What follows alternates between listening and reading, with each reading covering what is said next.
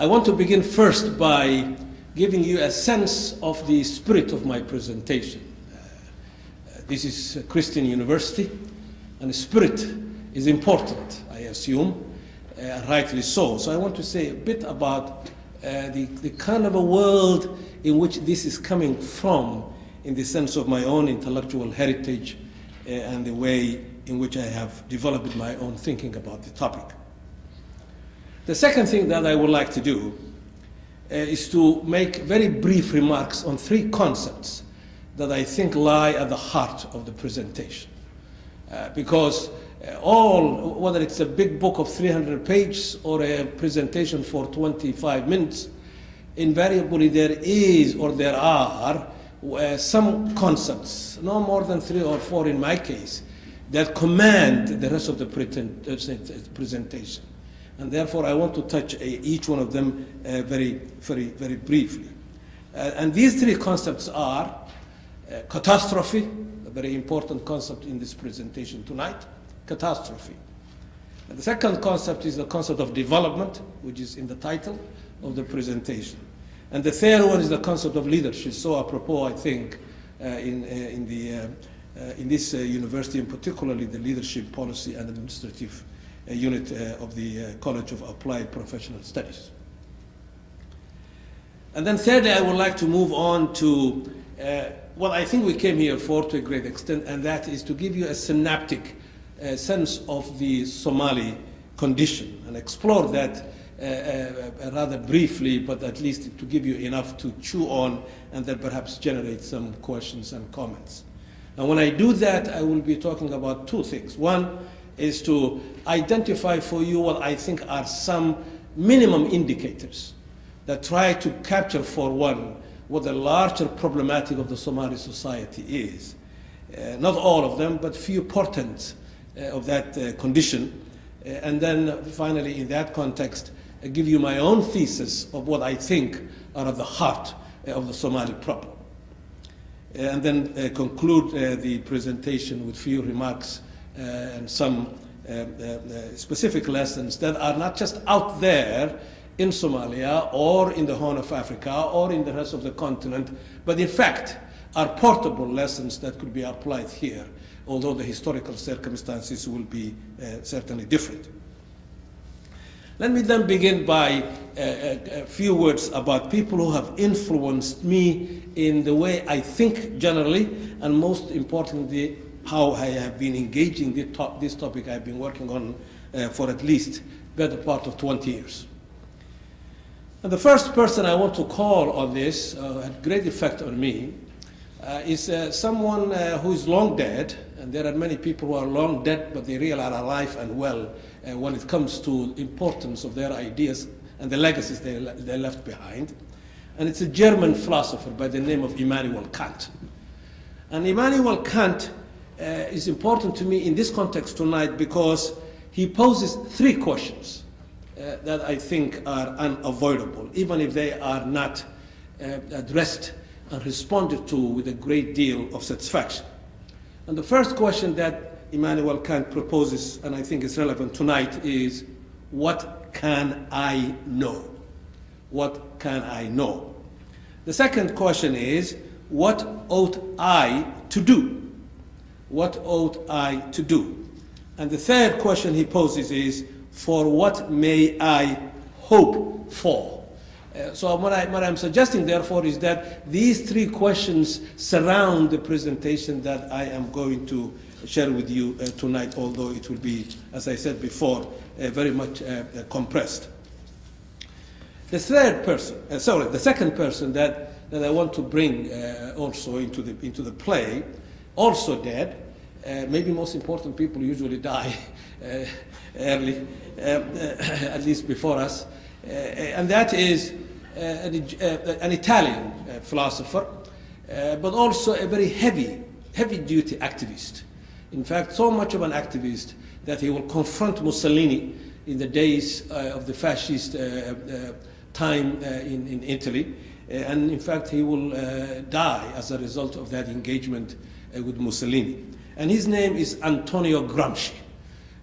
Gramsci looms large in intellectual circles, but also in activist circles, particularly for those who want to revolutionize the world and change the world.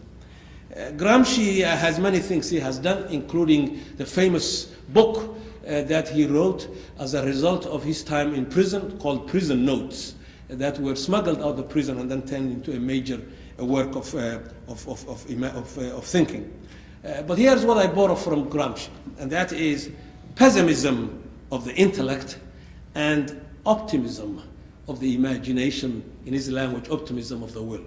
In other words, when you are trying to confront a major challenge, he's suggesting that you have to always be skeptical, therefore pessimism of the mind as you begin to try to find out the truth about what you want to study.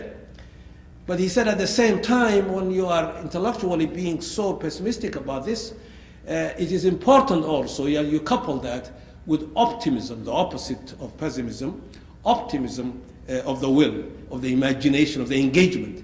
Give the world as much as you can, he says, but at the same time be skeptical and be very pessimistic in many ways, that what you do will ultimately solve all the problems, because the riddles of the world in the final analysis can only be, I think, solved by something much more powerful than we are, God, Allah, Yahweh, whatever language you want to call. So my presentation, therefore, is in many ways informed by a pessimism of the intellect, and you will see that as I speak, but I hope it's also linked to some kind of optimism, at least at the level of imagination, and how this might be overcome. The third person I want to bring to the play is a Somali, and a canonical poetic person, status among the Somalis really of the 20th century and I think into the future. The greatest Somali poet really, I think, in the 20th century, perhaps. There might be one other person who might compete with him on this, Sayyid Muhammad Abdullah Hassan. In my argument, I think Tima'ade was much more powerful in this sense. His name is Abdullahi Sultan Tima'ade. And for those of you young students who are interested in African affairs, and particularly in Somali affairs, and if you are particularly in literature and the humanities, he will be someone that you might want to look into. And some of his work, not all of it, but some of his work has been translated. Extraordinary poet. And Tima'ade says, in Somali, it's a long one, but I'll just take one or two lines. And in Somali he says, "Lama helo wadaado waxaan cidi ku hawshoone. Nafta loo hantaaqa waxay hiigsa leedahay. Hareeraha ragga inaga xiga hela libtoodii." Particularly for the Somalis, if there are any who are sitting here tonight. Lama helo wadaado waxaan cidi ku hawshoone. Nafta loo hantaaqa waxay hiigsa leedahay. Hareeraha ragga inaga xiga hela libtoodii. In other words, what he is saying in a nutshell, the translations are never quite as good as the original language, but the meaning basically is this. Lama helo wadaado waxaan cidi ku hawshoone. He's particularly talking to religious people, Somali religious people particularly, and he's saying to them, yes, it is important to understand and to get deep in understanding the book, the Quran, that is, the equivalent of the Bible. But that's not enough, he says. Because in the end, to build this world requires more than that. It requires sweat and tears to build this world, he says. Lama helo wadaado waxaan cidi ku hawshoone. Nafta loo hantaaqa waxay hiigsa leedahay. Therefore, if you want to change and build the world, you have to move into the world and get your hands dirty, he says. This is the kind of the general meaning of the presentation of the poem. Now, that I hope will come also towards the end of the presentation, why Tima'ade becomes so important in terms of his poem. Let me then move on quickly to the concepts. The three concepts that are at the heart of the presentation. One is the concept of catastrophe, because my basic argument is that the Somali condition is a catastrophic condition. Catastrophe, therefore, has for me specific technical meaning, and that is the confluence of multiple crises. The confluence of multiple crises. The Somalis have a word for this. Balayo iya bas. Balayo iya bas. Yeah? It's almost like a curse, almost. But multiple crises. The great Mississippi River, I was telling in a presentation the other night when I was in Norway, the great Mississippi River doesn't just appear by itself. The great Mississippi River starts in some place up north in Minnesota. If you go there, you will never think that this is where the great river starts. And yet, as it moves downstream, others, tributaries of all kinds join, including our own here, St. Croix and others join. By the time you are halfway, and certainly into the delta, it's a vast universe, the longest river in the country, and a great highway, particularly before the advent of motor cars and railways. So catastrophes are like that. Catastrophes are multiple, many different crises, like tributaries, that come and join until it becomes this gigantic process. And what has been happening in the Somali society, from my point of view, is akin to catastrophe, and as the Somalis say, balayo iya bas. Thus, it has turned Somalia, therefore, into a hellgate, this catastrophe for the people of the country. Second concept is the concept of development, used many times in many different places in the academy and in the society at large. But my own definition of development is not necessarily Westernization. Also, the example and the historical legacy of the Western world is a very important one, useful and important one. But I do it much more generically in my definition, the concept of development. And what I mean, therefore, is the perpetual human endeavor by individuals, by societies, to face up to the supreme challenge of their own time and of their own age. It is almost akin, therefore, to the second law of thermodynamics, in the sense that entropy is part of human existence. The use and the release and the escape of energy. Human life is like that. Our actions are like that. And in order, therefore, for us to respond to that kind of an entropy, we have to do counter-entropic actions that will bring in new energy, so that the life will continue and the process of life will continue. Development is like that. Here in the most developed country in the world, the process of development is not just put aside. We have to continue to refurbish the United States. In fact, we are in the thicket of debates and struggles over how we are going to redo, if we are going to redo our roads and railways, bridges, airports, bringing schools and colleges to code, so many things to be done. The labor of human beings in the project of development is like the labor of Sisyphus. There is really no ultimate moment in which you take the boulder over the hill and then it's all done. It doesn't. It's a continuous project that comes back. It's a cultural, ecological, political, economic, endless task of renewing the world all the time. That's what development means for me. Now, some have got greater challenges than others, of course, and the Somali case will testify to that. The third concept is the concept of leadership.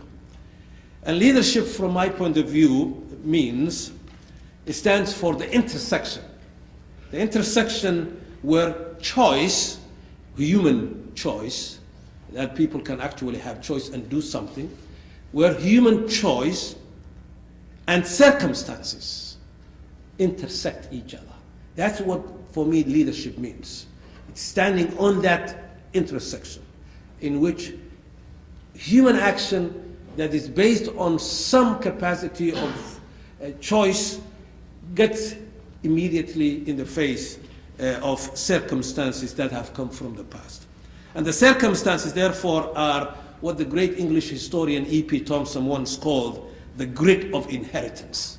What we have inherited from the past are what makes the circumstances in which we find ourselves, including this moment that I'm speaking to you. Yeah, this is a moment, as we speak, in which choice and circumstances interact. So leadership, therefore, means that for me. Leaders, therefore, men and women who are engaged in this business of leadership, are those who are able to do at least two things. One, identify the supreme questions alive in the present and what has been inherited from the past, whether it's domestic, regional, global.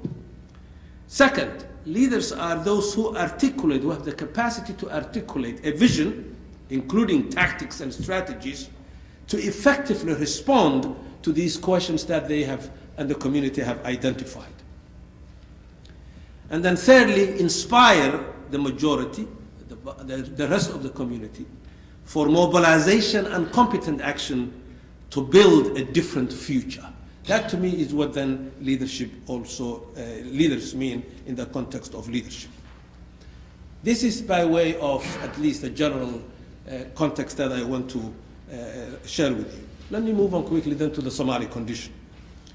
The Somali condition that I have identified as a catastrophe, but why would I say that as a catastrophe? That's a big thing to say. Well, here are some indicators, not exhaustive, but few indicators. You can add many, many, many to that. The first indicator that I would like to suggest in terms of the catastrophe that now bedevils the Somali people is this: hunger and destitution. Hunger and destitution. Before the drought came, this recent drought, and Somalis have been subjected to drought many, many, many times. But before the latest one came, which then resulted in famine, before that, nearly 40% of the Somali population living in the whole Somali Republic were designated as malnourished. This is before the drought and before the famine. 40% of the population designated as malnourished and reliant on foreign aid and food aid. And mostly these are children and women. Now with the famine, the figure is at least 55 to 60% as we speak. In certain places, communities, much, much more than that. Less than 24% of the Somali population have access, in the best of times, access to clean water. Less than 24% of the population, clean water. And you know, if you don't have clean water, disease becomes very rampant. In fact, you can eliminate, as people in public health tell us, you can eliminate most of the diseases in the tropical communities if you have clean water. At least as much as 75 to 80% of diseases could be eliminated by having access to clean water. Less than 25%, 24% of the Somali population have ever really had access to clean water. This is before the famine and before the drought. Now the current famine now has compounded all of this, and it has already claimed at least 100,000 people, and the majority are children under the age of 5. Another indicator of this catastrophe is violence, overall violence, in which child soldiers are common for those who are militantly driven by some kind of a theological drive to save the Somali people, call them Al-Shabaab, heavy on recruiting young people, particularly children, some of them as young as 9 or 8 years old. But also on the side of what there is of a transitional federal government. There isn't much there either, but they do also recruit young people and children to become child soldiers, which then infects the society in terms of violence. And we have seen it in other parts of the continent and the world also. Another indicator is corruption. Transparency International says that Somalia is the most corrupt place in the world, period. And the Somalis, if we have time, we'll talk about this, have got 2 versions of corruption. Average Somalis, they can be quite insightful, as I've been talking to them. Back in the Horn of Africa, I was there in December. And they'll tell you that corruption, one form of corruption, is the one that is generally known by many people around the world. And that is, you come to a traffic place and maybe you were speeding a little bit, the policeman stops you or the policewoman spots you, and then you dangle $5 or $10 and say, well, officer, what did I do wrong?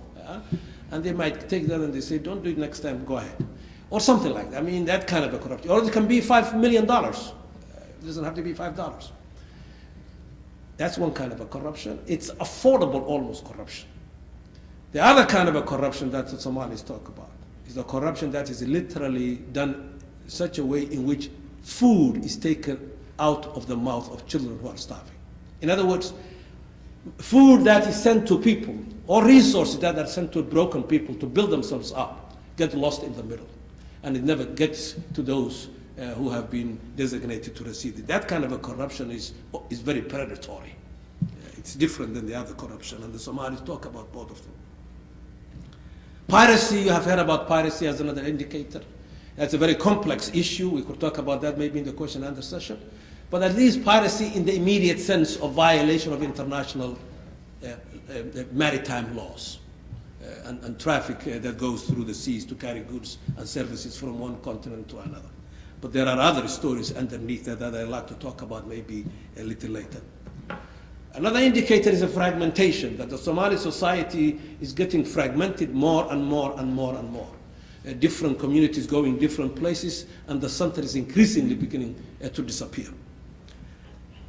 Perversion of Islamic values, another part of the catastrophe. What I mean by perversion of Islamic values is a crumbling of moral shibboleths and pieties, and denial of basic normal aesthetic joy for the Somali people. That the way Islam has been mutilated now has become such a cruel thing. Not only is it violent, but it is also the destruction of the normal aesthetic appetite of the Somali people. Can play soccer, can listen to music, things like that, that make life worthwhile, I think, living. And the final indicator that I want to give you is international reactions to the Somali catastrophe and the international society. 4 types of reactions. 1, those who feel aghast. They see the Somali condition and they hear more, oh, another problem, Somalis, another problem, oh my God. They feel aghast. That's one reaction. And in fact, they just want to forget this now. Second reaction is contempt, increasingly growing, that the Somalis are good for nothing. Yeah. And they have, as the Ugandan president has said publicly, that the Somalis have become the shame of Africa, he says, Museveni. So a great deal of contempt. A third reaction is manipulation, that in fact the Somali problem itself is very lucrative for many, very lucrative. And there are now many people and organizations that in fact live off the Somali catastrophe.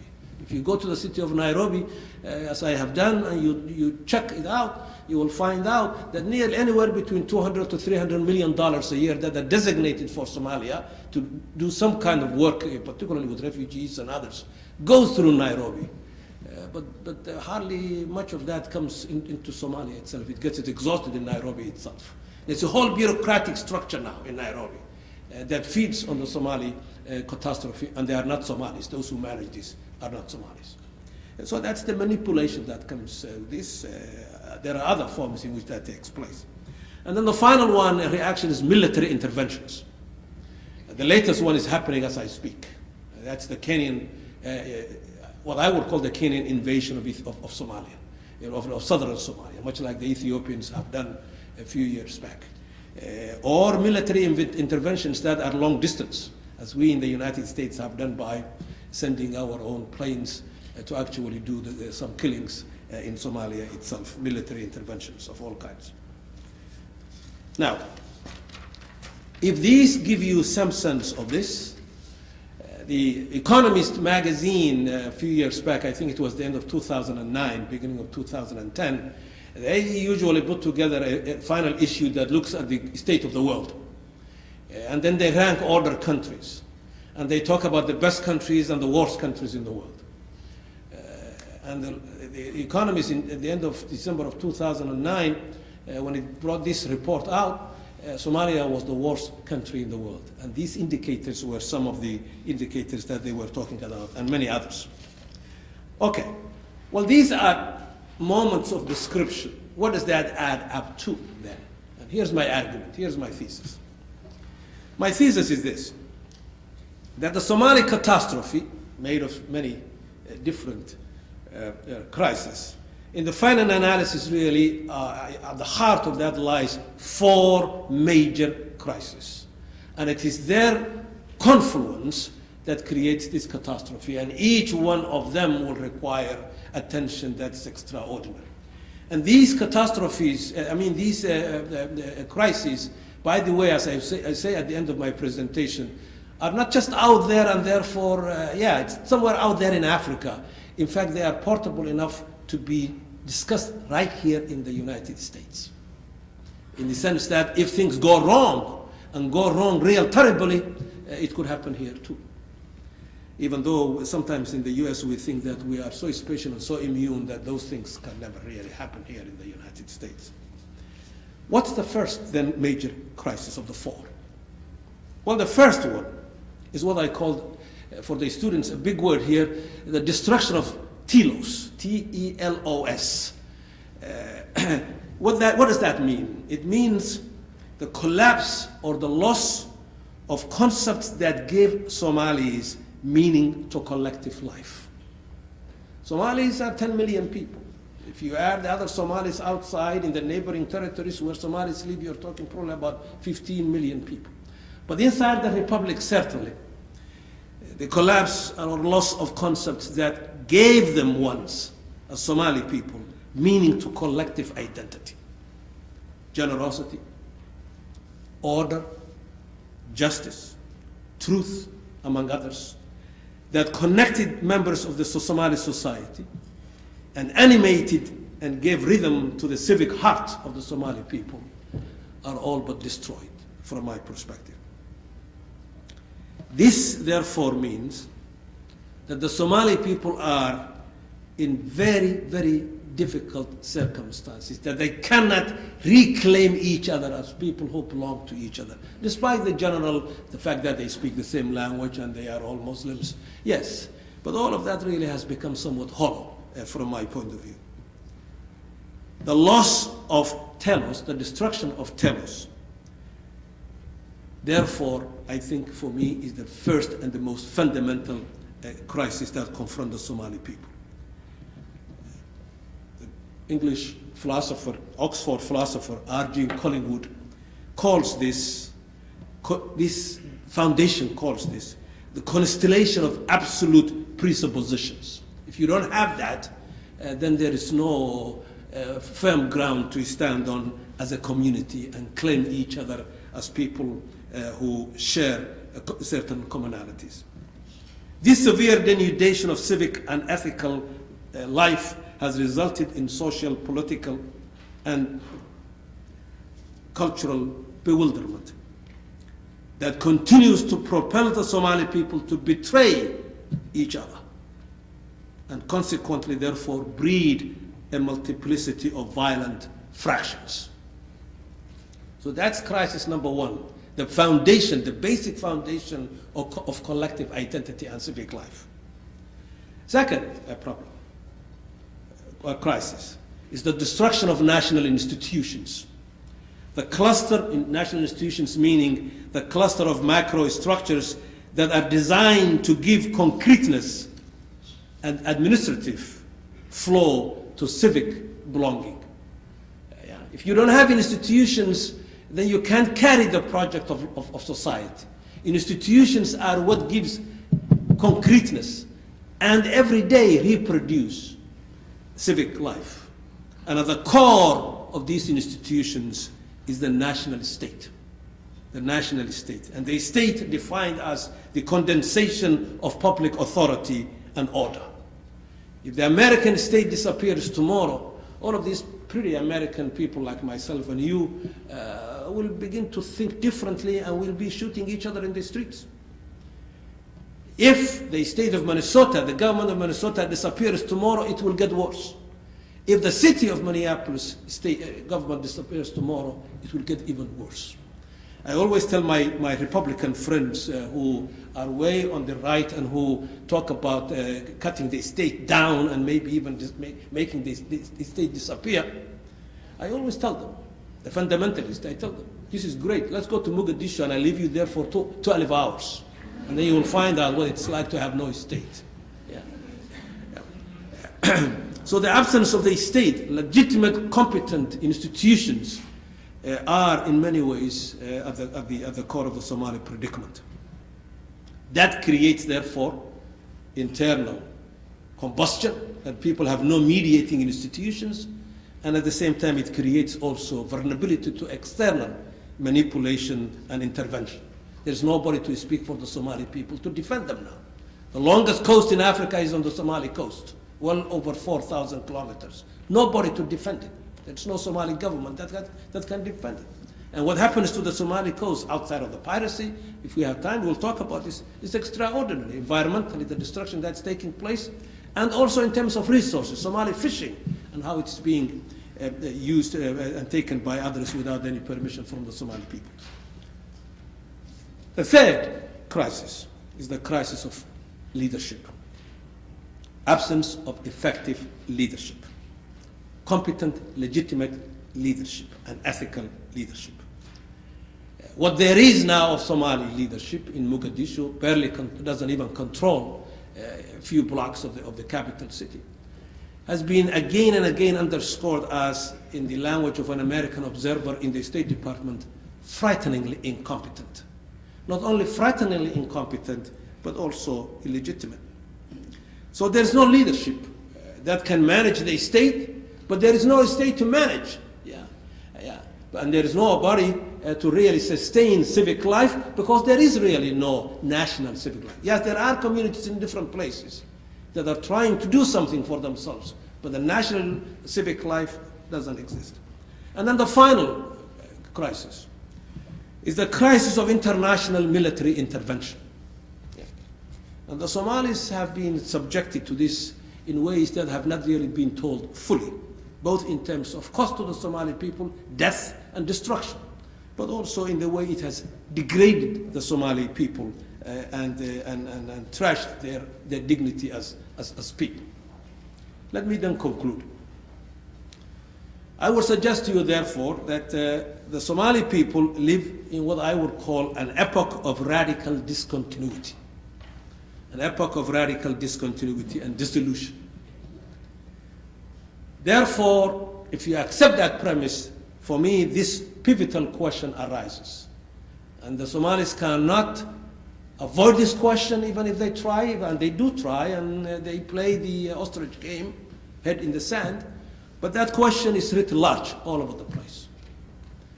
And that question is, can the Somali people survive their own political death? Can they survive their own political death? Think about that. What are the lessons? Let's itemize the lessons quickly, and then we will close and get into the discussion. I think the first lesson from the Somali story, if it is fully articulated, and we didn't have time to do that tonight, is the importance of civic health. Civic health. You know, de Tocqueville, first, when he examined traveling through the United States in his book on America, talks about many things. But one of the most important things that he tells us is that even early American settlers were people who gave a great deal of attention to basic civic engagement, civic life, at the local level. Well, civic health, both at the local level and at the national level and regional level and state level, is absolutely critical. There's nothing else that can hold the American people, 310 million of us, maybe even a little bit more now, that can hold us together, so different from each other, in heritage, in race, in religion, in taste, you name it, unless we have some very basic and strong civic health that we share. The Somalis certainly have lost that. They had that once, but they lost that. And it's the biggest challenge that confronts them, how to reclaim that. But the lesson from Somalia for here is whether we in America will pretend to be Sleeping Beauty for the rest of time, or whether we will begin to rethink again and invest much deeply in the civic health of the United States. There's a great deal of worry. At least I have lived here for 36 years, and I worry a great deal about that as a citizen of the United States. The second lesson is the management and the making of the state. the state. The demonization of the American state is quite instructive. But my argument would be that without the American state, the federal government that is, that doesn't mean that it has all the answers, no. But without the federal government as a pivotal force in the making early on of the United States, in the maintenance of the United States, in the building of the future United States, without that, I think this country, despite what we think, could suffer a great deal and maybe even break up and fragment a great deal. Will certainly be beaten by the competition in terms of international trade and international economic relationships unless our state is in deep engagement with and collaboration with private enterprise so that the American civilization will be renewed through prosperity and the infrastructure of the society. But the American state at the center of gravity, the Somalis show if you kill the state, if you destroy the state, in the end you will destroy yourself. Third lesson is the issue of leadership. Not just anybody who wants to sit at the office of leadership, whether it's the presidency or in Congress or cabinet or ambassadors, whatever the place is. But leadership that is competent and legitimate. And increasingly I worry about competence in the United States in terms of leadership. I was looking at the Democrats will have to come into the open too, but I've been watching as you are watching the debates among the Republican candidates for the presidency.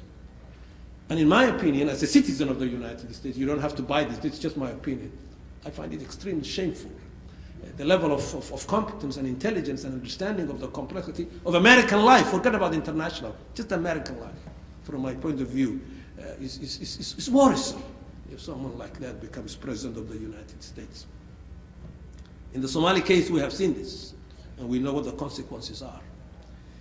And then the final lesson is hope. That the future can never really take place but as a result of human action without hope. Hope is the key to the future. When a society or a community loses hope, the future happens to it rather than it making the future.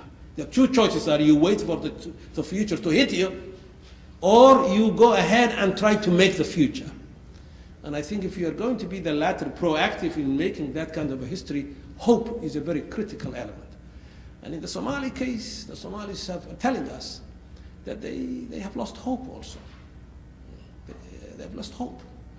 And the challenge for the Somalis, therefore, is how to rekindle, recharge a sense of hope that they can create what at one time what they had. The Somalis, by the way, were the first Democrats in Africa. We are in the middle of writing a book on this. So talk about Somalis Democrats now in the 2011, people will laugh at you. But they were, in fact, the first Democrats. And in fact, the title of the book is Somalis, Africa's First Democrats, with a question mark.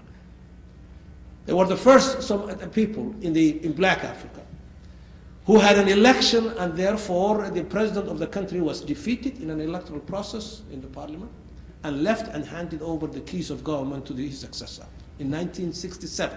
It did not happen in black Africa before that. And today the Somalis are on the other side of that particular lecture. So hope is not only creating the future, but also hope in retrieving the precious assets of the past and then wiring them to an energy that will take you to a different kind of future. If you don't do that, the future happens to you. And usually it's a disaster when it happens to you, unless you shape it.